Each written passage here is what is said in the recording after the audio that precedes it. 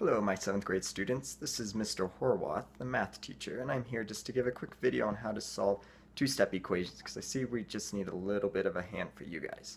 So, I'm going to help you guys out a little bit, okay? When I think of solving two-step equations, I think of two simple steps. The first step I think about is identifying the operations. Since it is a two-step equation, I should find two operations in there. The second step I think about is using inverse operations to solve it. Now when I use inverse operations, I'm going to be using PEMDAS backwards. We talked about SADMET, so that means I would focus on the subtraction addition first, and then the division and multiplication second.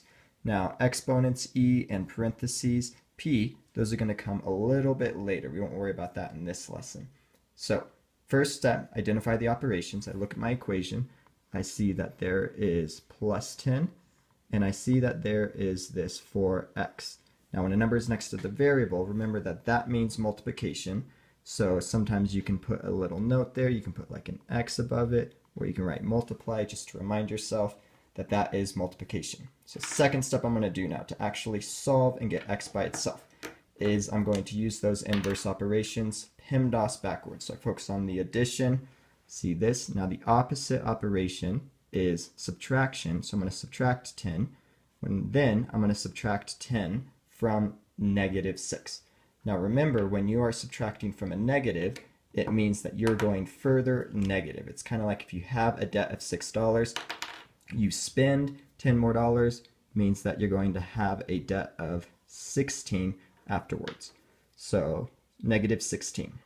Now on the left side of the equal sign, we still have 4x that we have to use the inverse to get x by itself. The inverse, we talked about that is multiplication, so the inverse will be division. Sometimes I just write that on the side underneath it so I see that inverse, but I'm going to actually be dividing negative 16 by 4. So if I take a negative number and divide it by a positive, I'm going to get an answer that is negative. Now if I do negative 16 divided by 4, 16 divided by 4 is 4, so I get a value that is negative 4. And this is in fact my solution. Now, after I've gotten the solution, you can put stars there, you can put smiley face, you can underline it. The last thing you want to do is just check it. So like, did this solution actually make the equation true? So take negative 4, put it back in the equation, negative 4 times positive 4, negative 16, negative 16 plus 10. Now, if you're struggling with that, you can use like a model, negative 1, 2, 3, 4, 5, 6, 7, 8, 9, 10, 11, 12, 13, 14, 15, 16. Combine it with the positives, 1, 2, 3, 4, 5, 6, 7, 8, 9, 10. 10 of the positives combine with 10 of the negatives to make 0, which means that we're left with negative 6 left, which is our value there.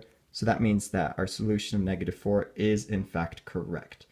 Now I hope this helped you guys to solve your equations for today, and good luck.